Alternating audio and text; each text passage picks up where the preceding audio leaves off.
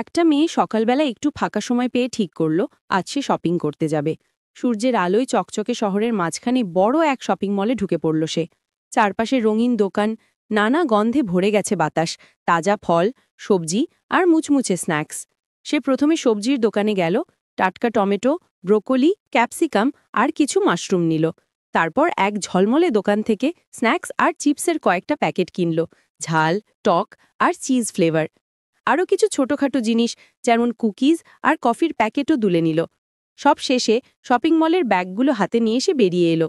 বাড়ি ফিরতে ফিরতে একটু ক্লান্ত হয়ে গেল, কিন্তু মনটা খুশিতে ভরপুর।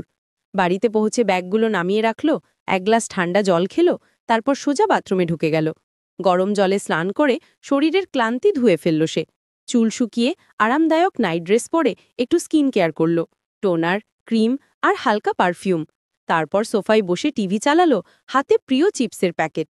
টিভির পর্দায় চলছিল প্রিয় সিরিজ। সে এক হাতে চিপস তুলে মুখে দিল আর হাসতে হাসতে আরাম করে হেলান দিয়ে বসল।